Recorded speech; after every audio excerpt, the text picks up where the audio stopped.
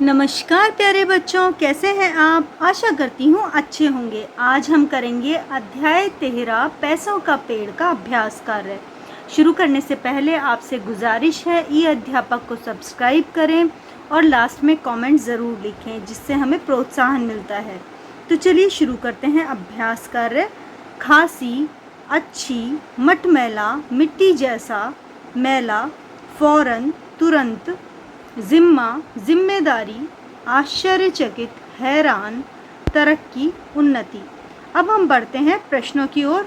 तो इसमें नीचे देखिए आपको दिए हुए हैं निम्नलिखित प्रश्नों के उत्तर दीजिए। पहले आपको दिए हुए हैं मौखिक प्रश्न। तो पहले मैं प्रश्न पढ़ देती हूँ। क, चुनमुन की दोस्ती किससे हो गई है। ख, मम्मी ने चुनमुन को आवाज़ क्यों लगाई। ग, चुनमुन ने सुबह सुबह पापा से क्या जिद की। घ, चुनमुन को जेब खर्च के लिए कितने पैसे मिलते थे। ड, ञ, चुनमुन माता दीन पंसारी से क्या लाया। च, चुनमुन की दीदी का नाम क्या था। अब मैं आपको इन प्रश्नों के उत्तर दिखाती हूँ। ये है इन प्रश्नों के उत्तर। क, चुनमुन की दोस्ती माली काका से हो गई। ख, मम्मी ने चुनमुन को नाश्ता करने के लिए आवाज़ लगाई। चुनमुन ने पौधों को पानी देने की जिद पापा से की। चुनमुन को जेब खर्च के लिए 10 रुपए मिले। चुनमुन माता दीन पंसारी से सिक्के लाया। चुनमुन की दीदी का नाम रितिका था। अब हम बढ़ते हैं लिखित प्रश्नों की ओर। ये है लिखित प्रश्न, जिनका उत्तर आपको कुछ शब्दों में देना है। चुनमुन ने माली काका से क्या कहा। चुनमुन की क्यारी में कौन कौन से फूल खिले थे। चुनमुन को क्या अच्छा लगता था। रितिका दीदी ने चुनमुन को क्या बताया। चुनमुन के दोस्तों ने क्या कहकर उसे बधाई दी। तो चलिए अब इनके उत्तर देख लेते हैं। इसमें क का उत्तर है, चुनमुन ने माली काका से कहा कि हमारी क्यारी में नए पौधे लगाओ, पौधों को खाद और पानी दो। ख, चुनमुन की क्यारी में गुलाब, चंपा, चमेली, चांदनी और गुड़हल के फूल उगे थे। ग, चुनमुन को फूल और पौधे बहुत अच्छे लगते थे और घास की नरम नरम पत्तियों को हाथ से सहलाना भी उसे बहुत अच्छा लगता था। घ का उत्तर है, रितिका दीदी ने चुनमुन को बताया कि बीज को पौधा बनने में 1.5-2 महीने का समय लगता है। अगले प्रश्न का उत्तर है, चुनमुन के दोस्तों ने हैप्पी बर्थडे टू यू कहकर उसे बधाई दी। अब बढ़ेंगे अगले प्रश्नों की ओर। आगे जो प्रश्न दिए हुए हैं ये ज़्यादा शब्दों में यानी लॉन्ग क्वेश्चन आंसर हैं। चुनमुन फूलों से क्या बातें करता था। क, चुनमुन ने मम्मी को क्या सुझाव दिया। अगला प्रश्न है, चुनमुन ने सिक्के क्यारी में बोते हुए क्या सोचा। अगला प्रश्न, मम्मी पापा ने चुनमुन को जन्मदिन पर क्या किया।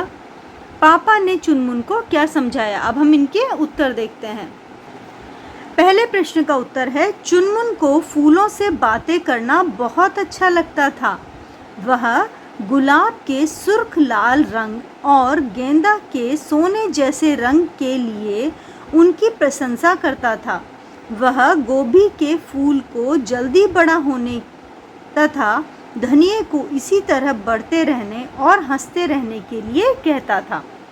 अगला उत्तर है, ख का उत्तर है, चुनमुन ने मम्मी को पैसों का पेड़ लगाने का सुझाव दिया। ग, चुनमुन ने सोचा मम्मी पापा को जब पैसों की परेशानी होगी तो मैं झट से पेड़ से पैसे तोड़कर उन्हें दे दूंगा। घ है, मम्मी पापा चुनमुन को जन्मदिन पर ढेर सारे उपहार लाए। 200 रुपये चुनमुन की गुल्लक में डाले। पापा ने चुनमुन को समझाया पैसों का पेड़ होता है पर वह दिखाई नहीं देता, उसका बीज मेहनत है, खूब मन लगाकर पढ़ो और अच्छा आदमी बनो। अब अगला प्रश्न है, किसने किससे कहा बेटा चुनमुन अब आकर नाश्ता कर लो। ये मम्मी ने चुनमुन से कहा। अच्छा लगा रहा हूँ अभी, ये माली काका ने चुनमुन से कहा। फिर दिन भर उस पर से पैसे तोड़ेंगे, ये चुनमुन ने मम्मी से कहा। अब अगला प्रश्न है, पाठ में से 5 संज्ञा यानी नाउन आपको छांट कर लिखने हैं और संज्ञा के प्रकार दिए हुए हैं। व्यक्तिवाचक संज्ञा मीन्स जो भी नेम आए हैं वो लिखने हैं। जातिवाचक संज्ञा मतलब आपको वो लिखना है जिससे एक पूरे ग्रुप के बारे में पता चलता है। भाववाचक संज्ञा मीन्स आपके जो इमोशंस हैं उनके बारे में लिखना है।